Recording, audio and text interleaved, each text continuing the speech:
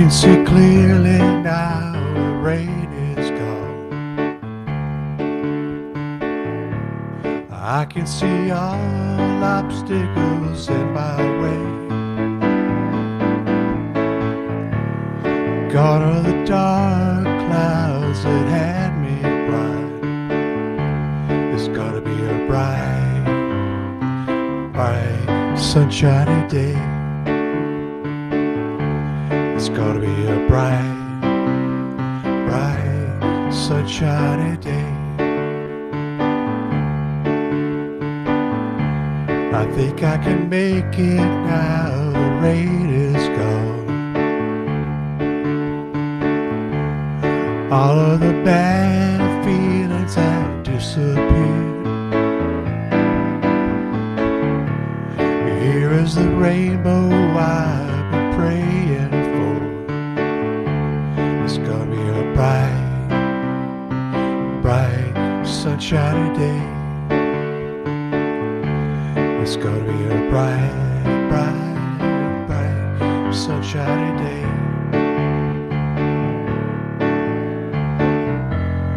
Look all around, there's nothing but blue skies. Look straight ahead, nothing but blue skies. I can see clearly now the rain is gone. I can see all obstacles in my way. Gone are the dark clouds that had me blind. It's gonna be a bright, bright, bright, sunshiny day. It's gonna be a bright, bright, sunshiny day. It's gonna be a bright, bright, sunshiny day. Thank you. Yay. Good morning, everyone. Welcome to Unity Skagit Valley. Whether you're sitting here in the seats or watching us online, whenever you're watching us online, we greet you in the warm and loving spirit of unity. So, in Unity, we bless and embrace people of every race, culture, lifestyle, and creed. We honor and celebrate the many paths to God, the many names for God, and the many ways in which to experience God. We affirm there is only one presence and one power active in your life and mine, God the good, omnipotent. And our daily word? The word for today is rise. I love that. A good way to start this blessed service. Perfect, huh? Yeah. I rise in consciousness to help create a world that works for all.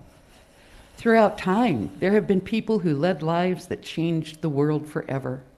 Their words and deeds provided hope and inspiration for those who would carry forth their legacies of love, growth, and evolution long after they left this life. Yeah. Their most powerful contributions, however, was their ability to inspire others to express their own divine purpose. As more and more people reach their highest potential, the whole of humanity ascends. Today, I honor those who have led lives of service, striving for love, truth, and justice. I take steps not just to commemorate their journeys and contributions, but to embark upon my own. I rise, grateful to contribute all I can to the growth and evolution of humankind. And from Ezra 10:4, take action, for it is your duty, and we are with you. Be strong and do it. Oh, isn't that the best daily word? It is great. They've been getting better and better. I always think we should just, I've said this before, tear out the pages of your daily word that you love unless you read them online, and then you can save them. But a message like that, that's the whole heart and center and soul of unity. I rise. It's a new day, and I rise. And give thanks for the experience of what this day holds and what yesterday has gifted us with. So good morning and welcome. Today is our Burning Bowl White Stone celebration ceremony. If you didn't get the word for some reason and you're online, I encourage you to quickly grab a couple of pieces of paper, a candle, or something you can create flame with, something to put it in to burn, a pencil, whatever. Do it quickly and join us in the celebration of the service. Or you can go back in your own time if you're watching us online, or if you're in the room. You can go back and pick up the service pieces and do them in your own time, in your own comfort time, and create the opportunity for yourself. I read something this morning early on the unity.org site, and it was about the process of creating and recreating this ritual over and over again, that it's not a one-time-a-year deal, that you can at any point in time sit down, make a list of those things that you're ready to surrender or that are standing in your way, obstacle, whatever it might be, and do the ceremony of release. There are so many ways. There are water ceremonies. There are go down to the beach and do disposable paper of some sort, or write it on something that will deteriorate in a little bit of time in the water, and do it there, something non-harming. You can find so many ways to create this celebration, but truly, it is that moment in time when we each choose to let go of something that is standing as an obstacle in our well-being, whether it's mentally, physically, spiritually, or something in our life that might be creating some upheaval or travail for us. Why wouldn't we want this? Why wouldn't we want this? Because we tend to believe that things are fixed when they're not, or they're immovable, or they are somehow not temporal but ongoing, as though something will never be different than it was or it is. But we come to the realization over and over again that it was our mind, it was our thought that was holding on to an idea about experience, about life, about someone or something. And in those moments when we choose to be free or move through a process by going deeply within and practicing, utilizing this power of letting go and creation, letting go and creation, it's one activity.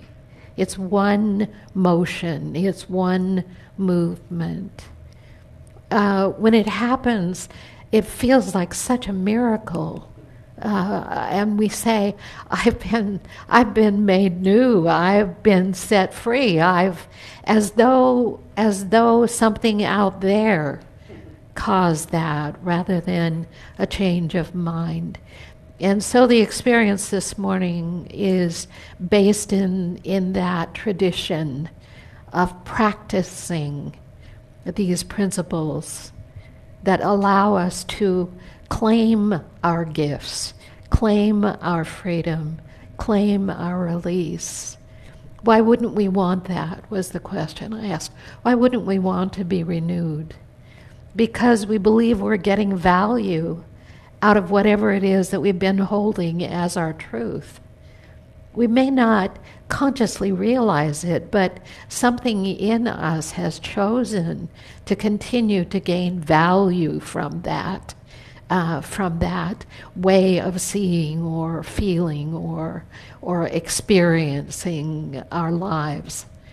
It's as though, I'll never be free of this, we say. I'll never be free of this. It keeps coming back over and over again, but every time we meet it with a willingness to move from one state of thinking into a deeper realization or a more expanded perception, our whole life changes in concert.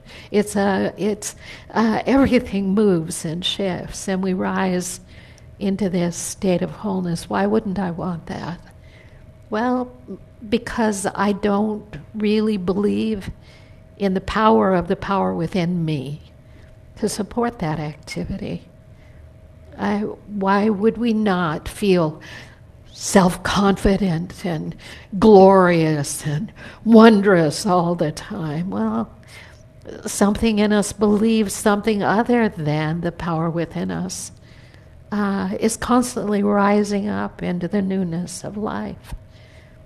The other reason we don't want to let go is because we love what we had. We love what we had. It isn't just that it was a burden that we carried or something of that kind. It really is. I love what I had. I loved our life before the pandemic. I loved our life before political upheaval and division. I loved our life before everything that suddenly was everywhere was like this something that was coming upon us. I loved it. I thought life was great, and it still is. But it's great today. It's not great because it's yesterday. It's great because it's today. And there's a fullness of promise waiting for us. I count on that. I have to count on that, or everything becomes dark and hopeless.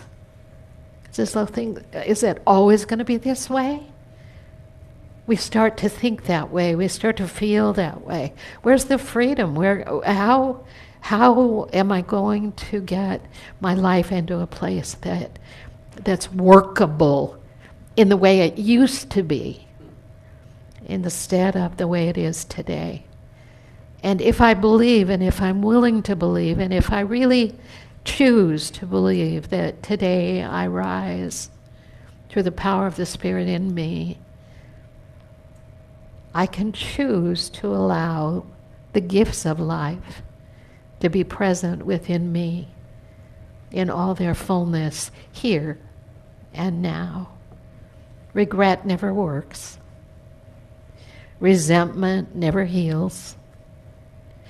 All those things we hold on to that have been taken or dissolved or we've had to somehow accommodate, those things are still states of mind, even though they're experiences in our lives, and we can rise. Through the power within me, I rise. Through the power within me, I rise. And today I begin anew. Through the power within me, I rise. Together. Through the power within me, I rise. And today I begin anew. Thank you. Romans 12:2. And do not be conformed to this world. And, comma, do not be conformed to this world, but be transformed by the renewing of your mind, that ye may prove what is good and acceptable and the perfect will of God. Be not conformed to this world, but be transformed by the renewing of your mind, that you might prove what is good and acceptable, the perfect will of God.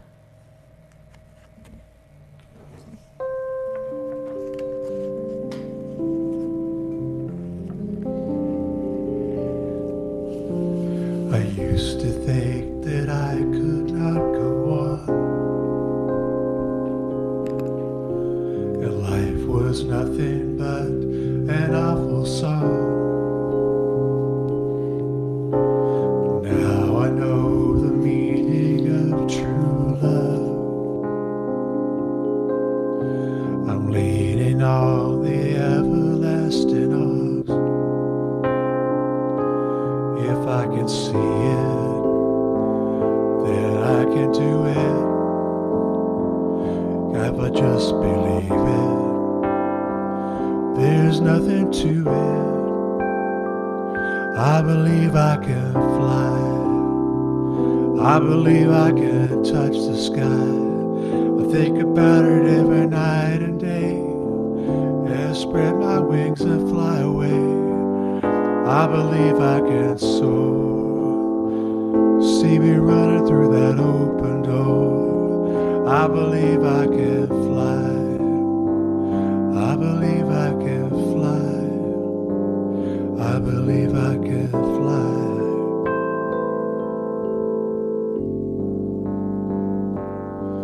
See, I was on the verge of breaking down.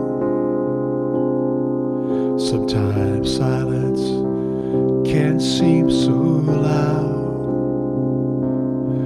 There are miracles in life I must achieve,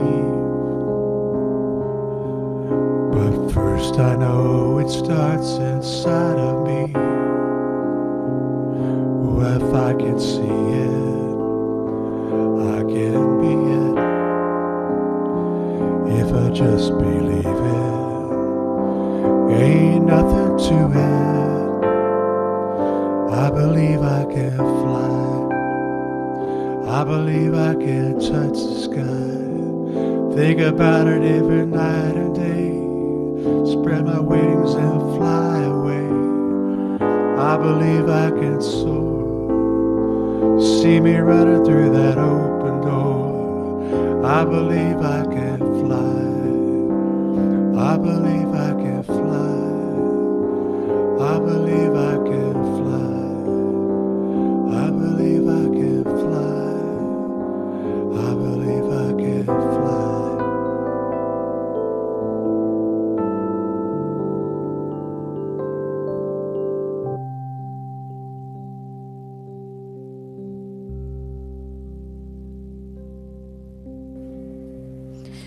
Perfect.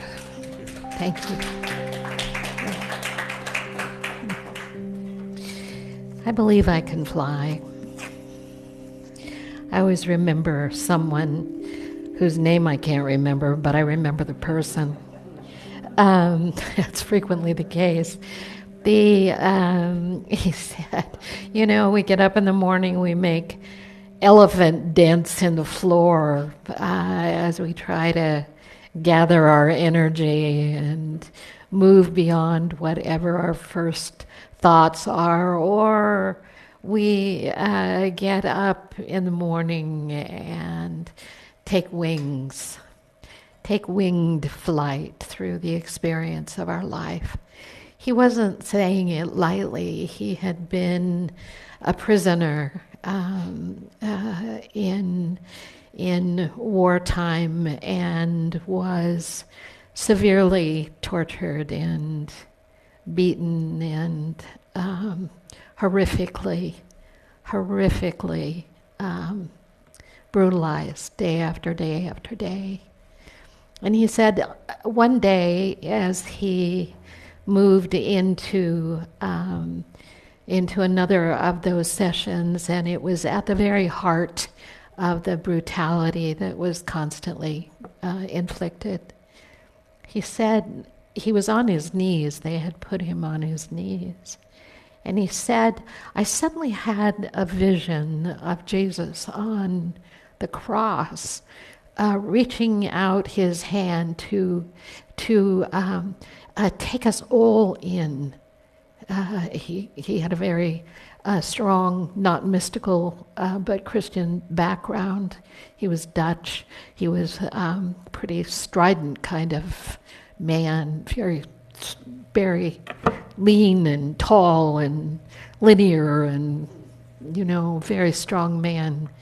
And he said in that moment, something in him was able to see that those who were doing him harm were at the same time bringing forth the same life force, the same power, the same presence that was present in Jesus. And he said, I saw myself not as an object of sacrifice or martyrdom.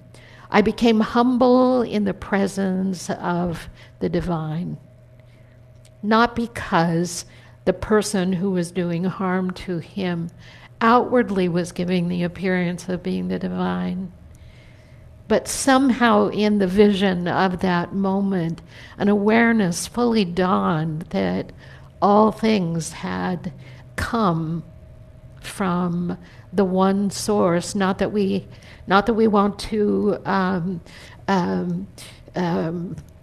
worship these experiences in our lives that have been painful, but that we can realize something greater in every moment, whether it's in our grief or whether it's in our physical body's experience or mental body's experience or in the experience of our life, that there is one presence and one power. There is that divine emanation in and through and as all things. And he said, in that moment when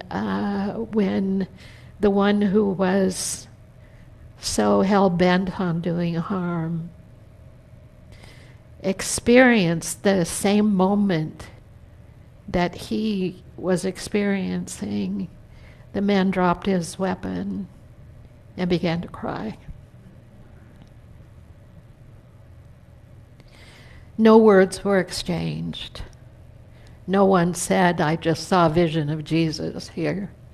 No one said, I see the divine in you. But in the transformation of that moment within him, everything changed. It was undeniable.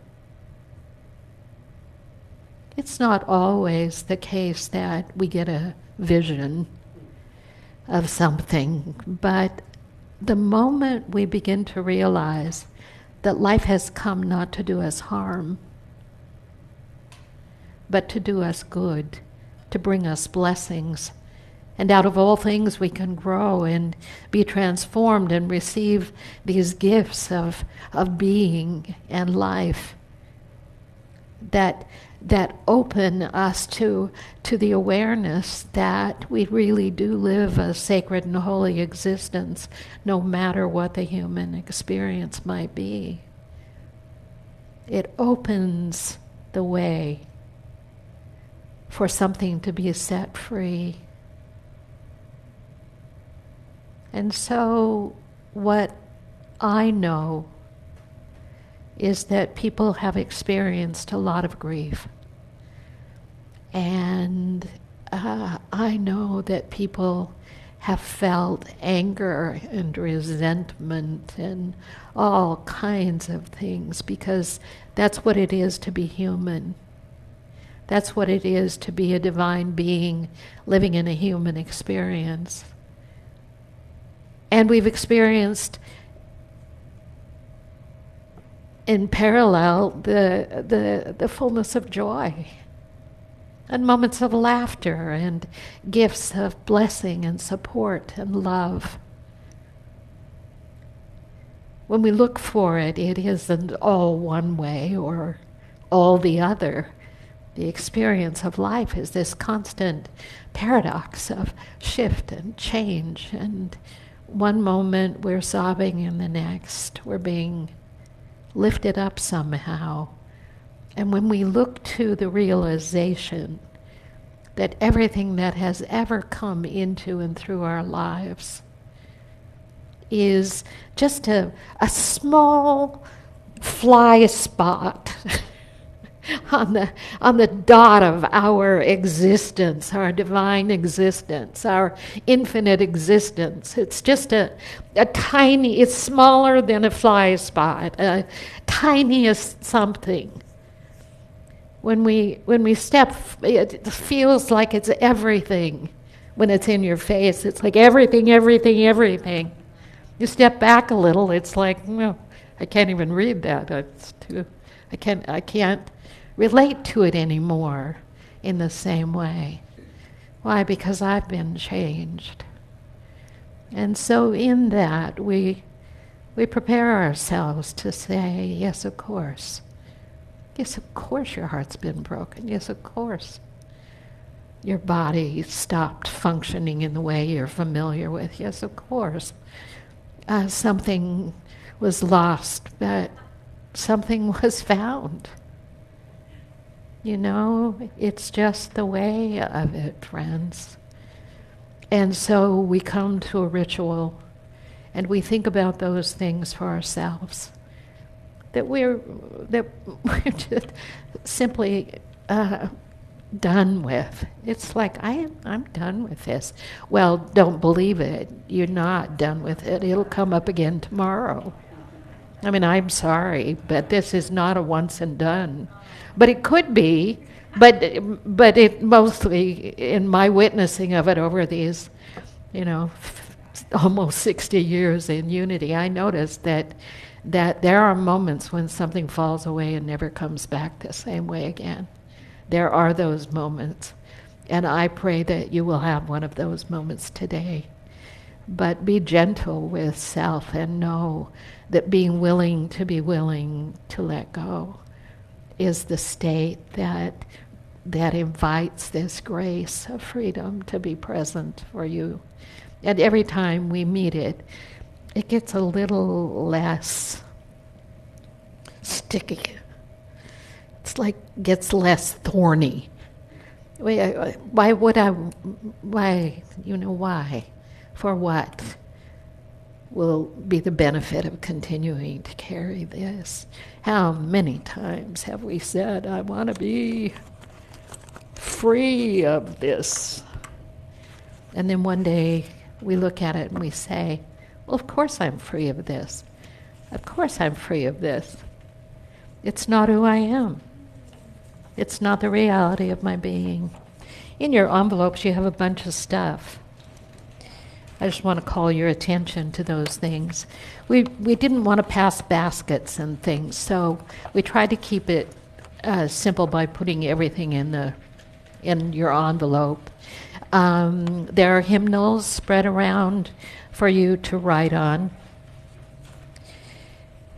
And for some reason, there it is. Jerry made the release bigger this year. We are blessed. We got, historically it was just, I've got 2 sheets. Jerry, did you mean that? Should I take it personally? I don't know. However much you need, you've got. You're just, this is what you will burn. But remember, it's flash paper, and you burn it, and it disappears in an instant. So just so you know that. You have a pencil with which to write that. You've got your letter paper to speak your intention. We'll talk about that a little more in a little while. You've got your stone and you've got a marking pen. And if somebody didn't get your supplies, there are more envelopes available. Jerry just went to get them. And if you need more of any of the things we have, remember we have a limited period of time. You can't write for hours, but if you need more of something, we have extra supplies over on the counter. So this is what I want to say about your little thin sheets or sheet of paper and your pencil. When we sit in the invitation, and I'm going to call it an invitation of what it is that we're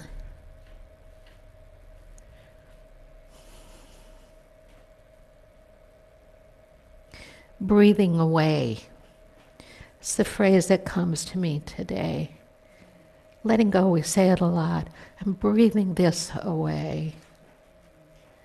Not away as in the balloons are going to fly away, and not like that. I'm breathing it away. It's the rhythm of my being to breathe in and then to breathe out.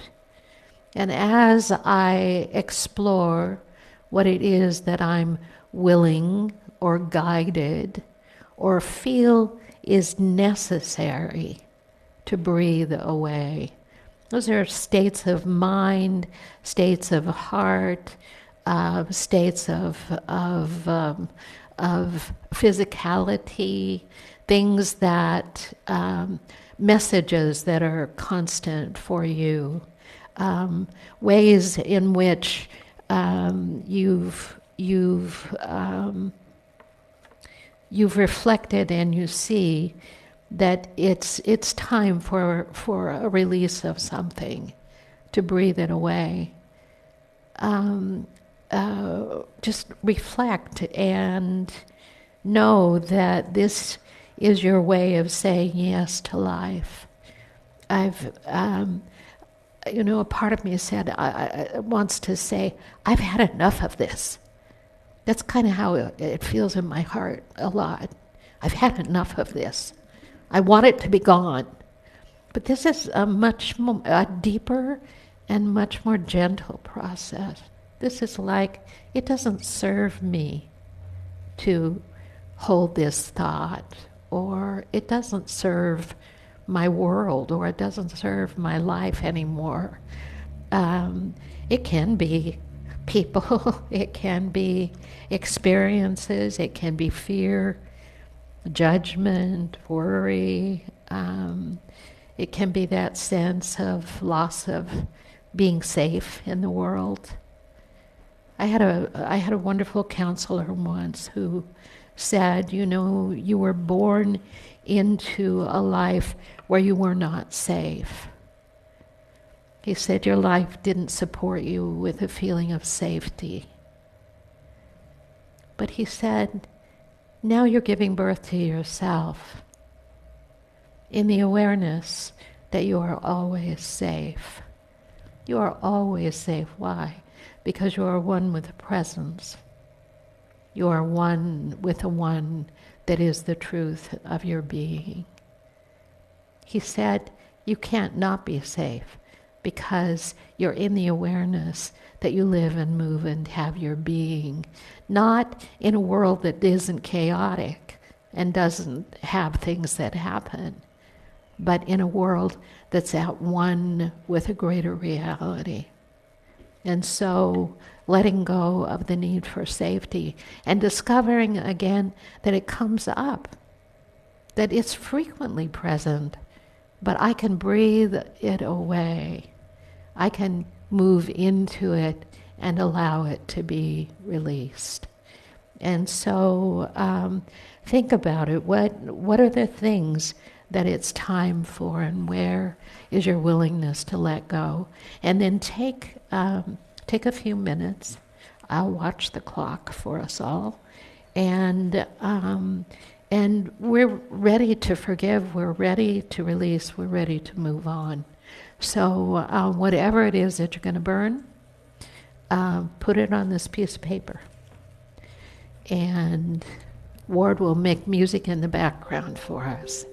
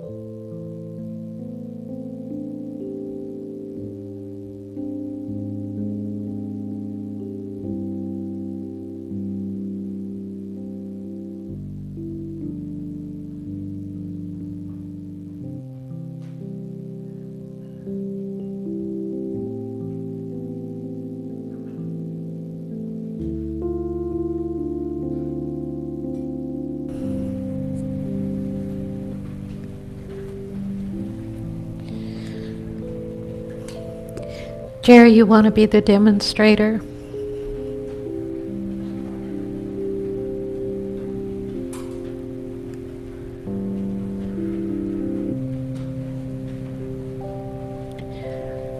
So talk about it. Just say what? How to do this. This is what I need to release. And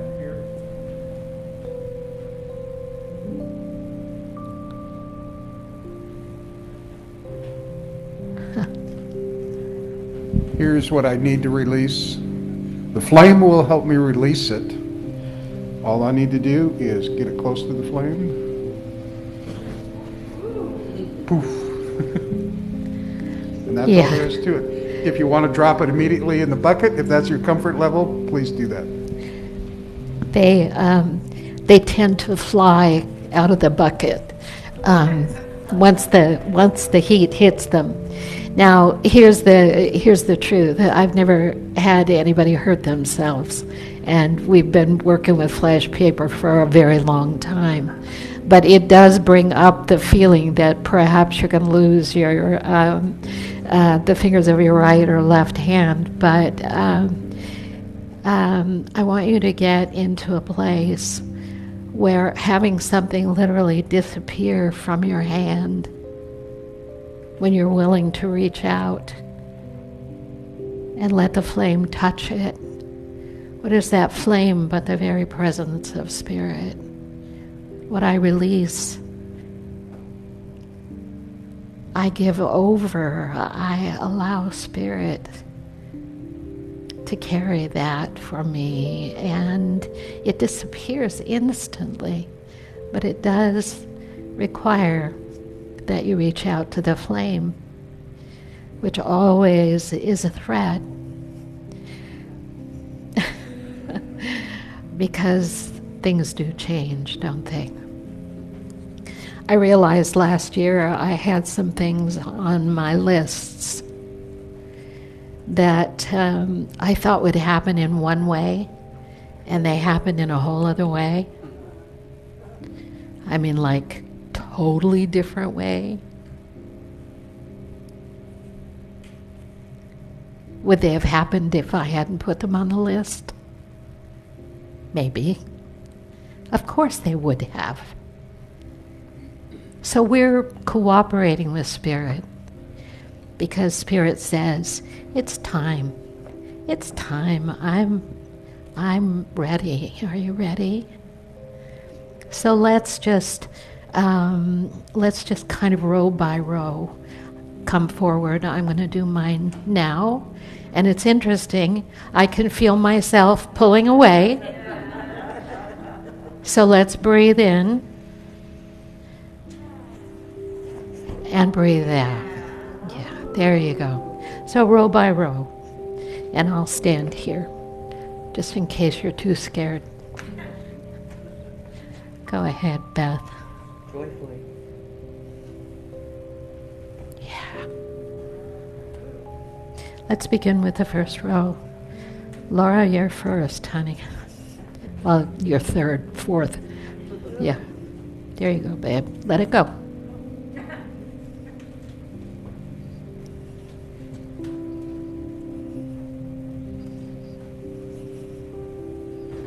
Yeah. I know. Holy magic, friends.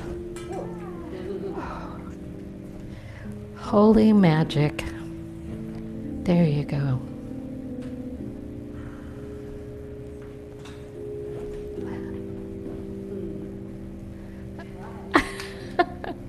We're literally letting go. We are.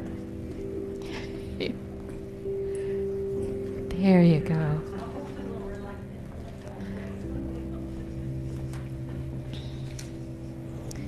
Good job.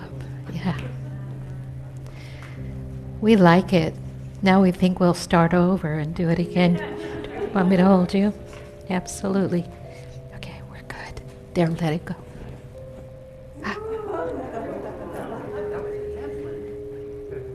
Richard knows the way. There.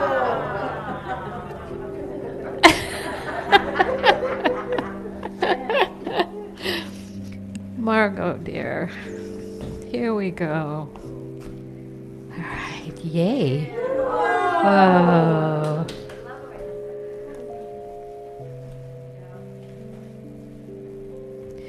Ready? Ready? Yes. I'm always glad I'm not using hairspray anymore.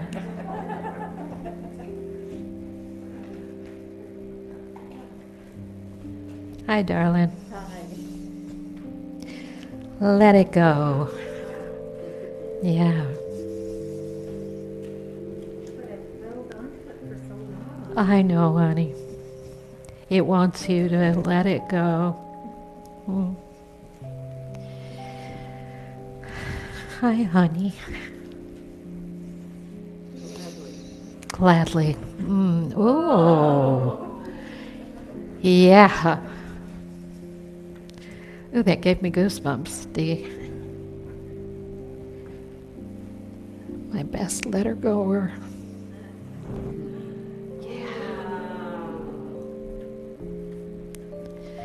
So take a breath and consider what you just did. You said to the universe, I'm ready. I'm ready. And we know when you create a vacuum, immediately something comes to fill it. You've noticed that. But you know, they did all those experiments about trying to create a perfect vacuum. And what they noticed was, as soon as they felt that they had gotten it completely empty of substance and particles, a perfect vacuum, it began to foam up. The energy began to foam up in that container, in that whatever they were using to create that kind of an experiment, started to foam up right away. Like instantaneously, it refilled itself. The question is always what do we want to fill it with when we create a vacuum? What is it we choose? What is it we choose?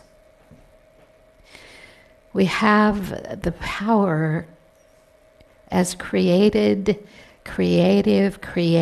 beings. We have the creative power of the universe within us. We're made that way. We're creators. We can see the evidence of that all the time around us. Nobody else came in and made that stirring up. It was you. You know it. You saw it. It happened. It's right there. You look at it, you think, oh, I created this. Whether you were baking or whether you were cleaning your garage, or whether you were, it's like I created this mess and now I'm creating what? Space. What am I creating? What am I creating? What am I moving into? What's moving within me? So as we have the ability to release and let go, so it is that we are made of the creative essence that fulfills itself in every moment through our actions, through our thoughts, through our indwelling nature. We're always creating. The question is, what are we creating and what matters to us? And so this is the saying yes experience. And the questions that came for me this morning earlier, what are you seeking? It used to be a letter to God, like tell God what you want, and then hold that 24 hours a day and don't waver from the thought, and you'll have a puppy anytime. And it's great, and it was a wonderful exercise for us to demonstrate that we could draw to us exactly what we were focusing on in our attention and with our intention. Now I look at it and I ask the question differently. What am I seeking? What am I seeking? What's my intention? What am I seeking? Not begging for, not trying to get the universe to give me. Life responds to me. I'm a creator. You're a creator. We're creative energy and manifestation. Another question was, what is seeking me? What is seeking me? How can I feel into that? What questions am I asking? And how do those become a part of this communication of intention? And what am I willing to allow in my life? What am I willing to allow? If I've released blame or resentment or judgment or any of those things, what do I want to replace those with? What do I want to foam up in me? What do I want to replace those with? When I speak the word, we remember it is already done. It is already done. What you vividly imagine, ardently desire, sincerely believe, and enthusiastically act upon must inevitably come to pass. Something interesting happens in this process, not to be taken lightly. I always ask to go deeper in spirit, because I always ask for that, because that's just the way it is. If you've ever walked a labyrinth, you know in the labyrinth you start from the outside rings and you start to move in further and further, and then all of a sudden you're out, you're like at the farthest out, when you think you're about to get to the center, you're at the farthest, the outermost ring. And you think, oh, I took a wrong turn. Well, you're kind of on the path there. Everything supposedly leads to the center. How did I get out here? But you're at the outermost seeming furthest distance from what it is you're intending or moving toward. And then that thing comes up, like faith, keep moving. Okay, faith, they say I'm going to get to the center. And then within a couple of turns, you're in the center. And you don't really know how you got there, except you just kept following the path. And you were at point of destination. And it seemed like you weren't going to get there at all. So on our spiritual path, frequently we feel like we couldn't be farther away from spiritual connection, or we couldn't be more distant from a felt sense of the presence, or a deepening awareness of the presence. But I'm always reminded of the labyrinth, because when I feel the most distant from my God, I on some level still harbor the belief that I'm closer than I've ever been. Which brings me to tears, because you want to stay in that state of believing that what you're intending, or what you desire, or what you're being called to in life is going to be a straight line journey, and instead you're out here and you're over there, and you're like, I'm never going to get there, and I must have made a wrong turn, and suddenly you're on a faith crash experience, and then you realize you were there all the time. So what you're asking for, what comes to you is already in its fulfillment. It's already in its fruition. And as you write your letter, you're just simply saying yes to what you're planting as an intention, as a this is what I wish to bring into manifestation in my life now, in this year. You need to address your envelope, and when you've finished writing, and it doesn't have to be full sentences, you know. It can be a word, it can be 10 words in a string, whatever comes to you. But you'll fold your letter, put it in the envelope, and seal it, your addressed envelope. And on your way out today, you'll leave your envelopes in that big flat basket over there, along with your pens and pencils. And we'll mail it back to you in 6 months. So for 6 months, you're going to stay in the flow of your intention.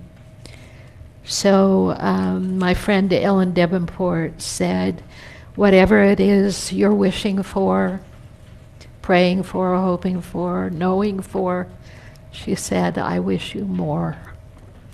I wish you more.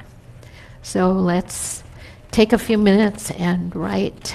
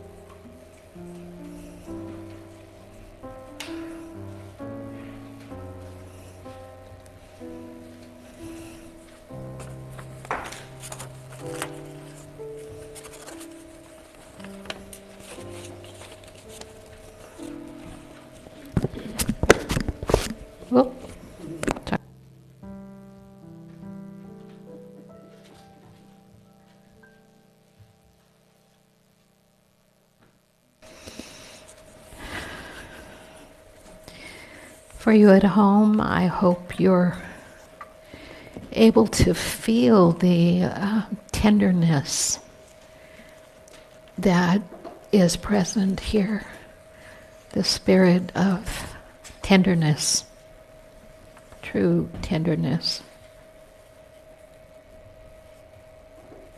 I think we've felt so vulnerable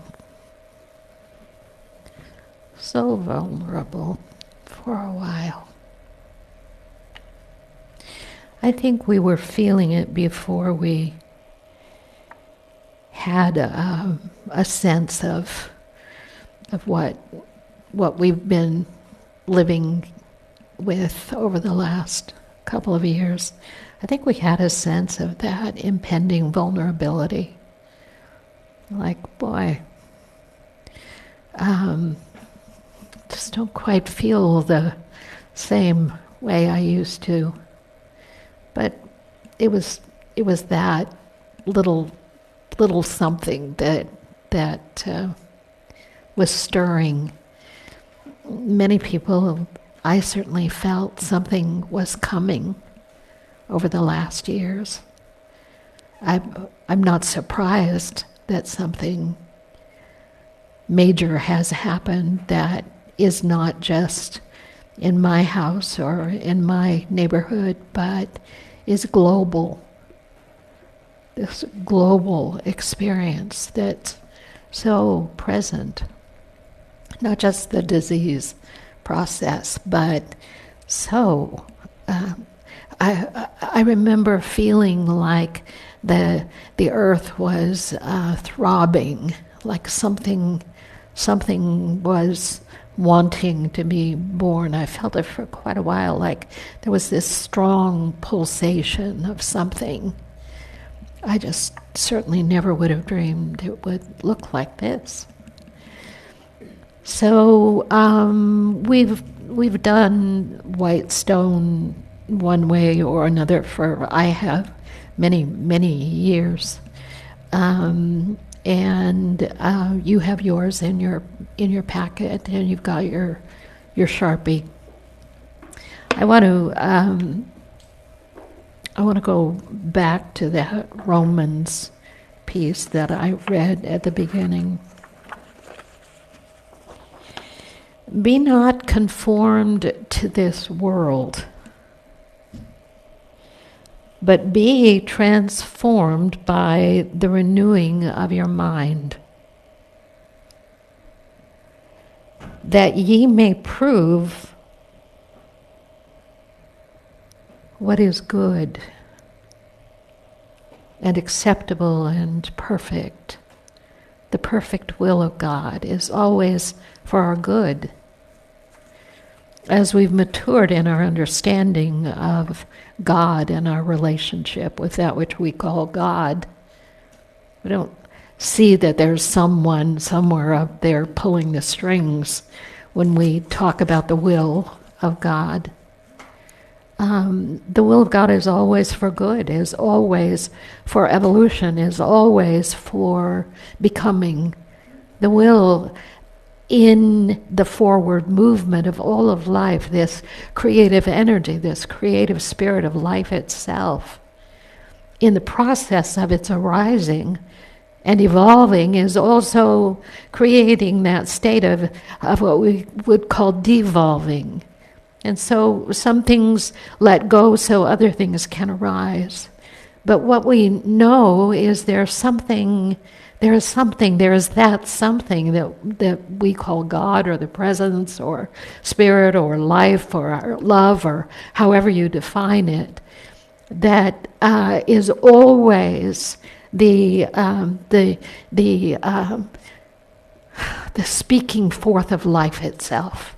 There's something that's always at work within us, in our minds, in our hearts, in our lives. There's always this not just, I don't want to call it just a pulsation. There is this constancy of this bubbling up of life, I I have no words except I know that inherent in every everything, in every everythingness, in everything called time or space, there is this something that's always birthing, and it's birthing in us. And the white stone is the way we listen for a word, maybe 2 words, that keep us focused. Not a mantra necessarily, but a point of focus. We listen for a word. We listen for that symbol of guidance. Maybe it's not a word for you. Maybe it's a symbol. Maybe it's something that presences itself and its spirit moving in us, and we're listening, and there's a something arising out of that, and it comes like a word. My word last year was assurance. Assurance. But the words come in all different ways because you're the one hearing, and it's your word. It's for you, to the one who is victorious, to the one who will stay the course. I don't know how else to say it, or who is on the path. I will give some of the hidden manna. I'll give you the very creative essence of life itself. And I will also give that person a white stone with a new name written on it, known only to the one who receives it. I find them all over the place. I have literally little white stones. I have these, and they're precious to me. Sometimes you don't hear it in the moment. Sometimes you have to take it with you and go to your own quiet place and listen, and then create it. And so be it. But we're opening this space. So if you would just breathe into stillness for a minute. I know it's almost time for us to hit the road to what's next, but I'd love it if you could bring your whole self into communion with the spirit of your being. Whatever comes to you is perfect for you. See yourself as an invitation for that which wants to be revealed, to be heard. Allow your mind to float away for a moment. Enter into the space around your heart center and listen. I am the God of your being, your guide, speaking within you. As you ask, what shall I carry with me? What can guide me into this new life?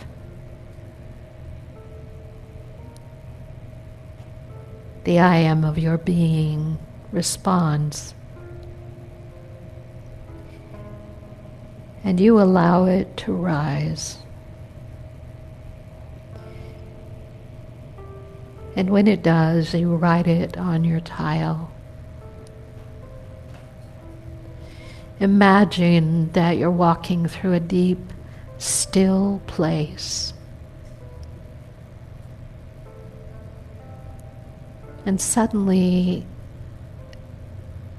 you're in the midst of the presence.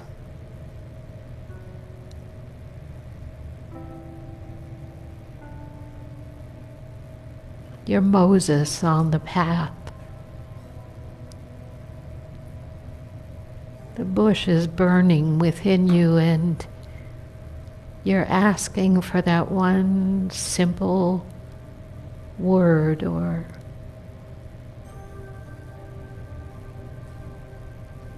that symbol to true up to as you walk.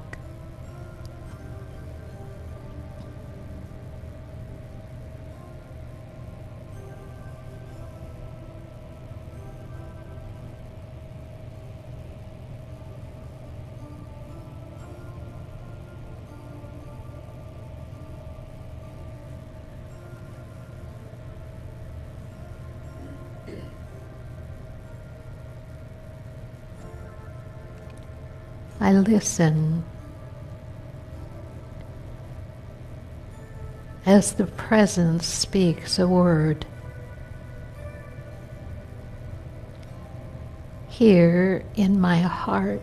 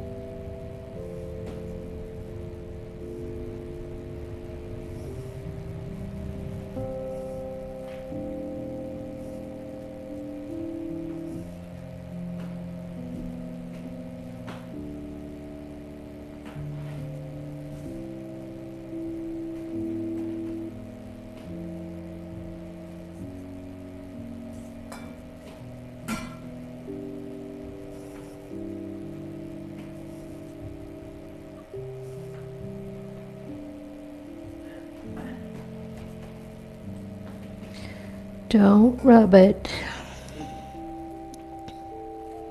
till it dries.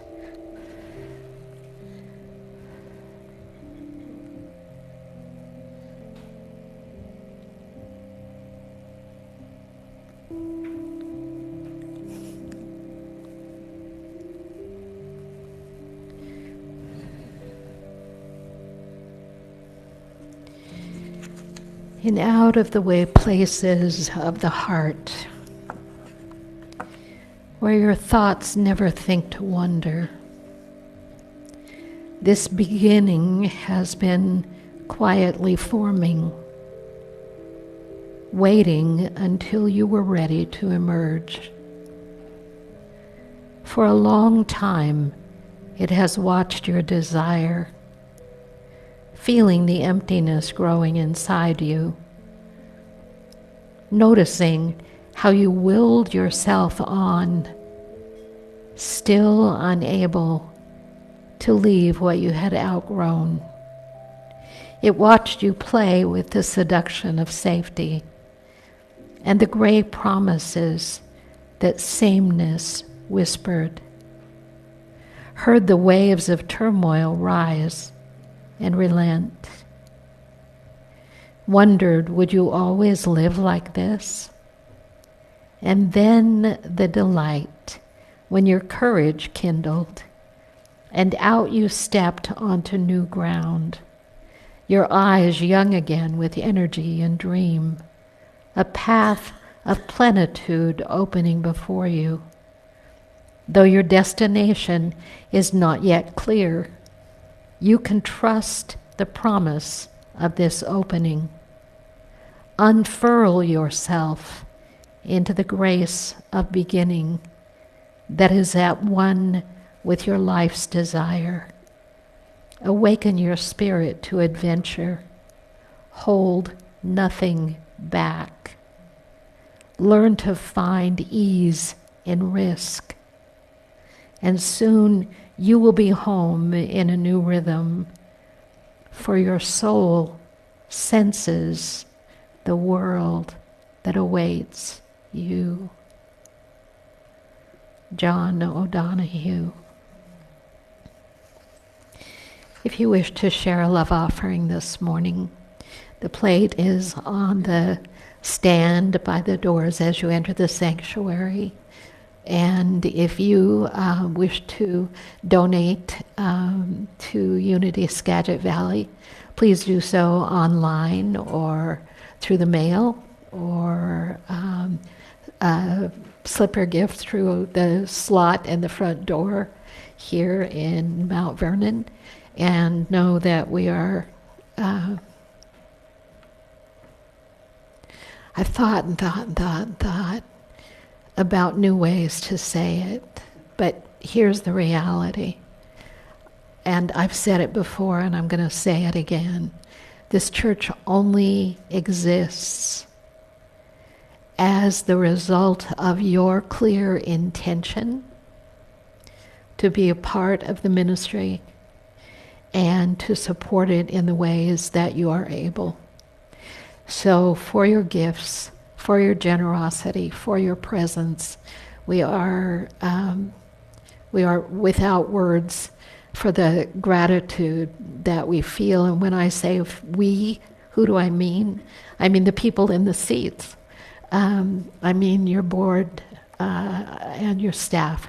Ward and I are your staff. We are we are a powerful force of two. And thank you for what you've already always done and for what you continue to do.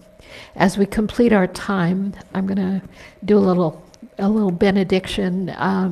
Would you, in that flat basket, then drop your letters? If you've completed them, maybe you're going to need to take it with you and bring it back at another time, or mail it back in another envelope. Please do so if you wish. But if you would put your envelope and your two writing implements in that basket, we would be very grateful. And I'm so glad you were here today. I needed this. I needed this very much. And I'm so grateful to have a place where that need can be met. Truly, that there are people who see our hearts and know our spirits and know who we are. We need that so much. And in this place, I hope that you find that always. Because I get it from you. I know who you are. In benediction, then, may the peace of God fill your mind, your heart, your being, and your life. May you experience the swift manifestation of your dreams and desires. And may you be ever more aware of the presence within that frees, forgives, and loves you unconditionally. The light of God surrounds us. Mm-hmm.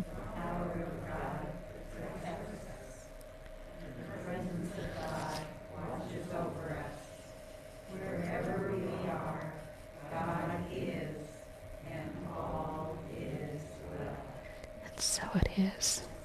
Would you do the You Never Walk Alone a little more, with a little force? Have a wonderful week. We'll see you next Sunday. Bless you. You're welcome.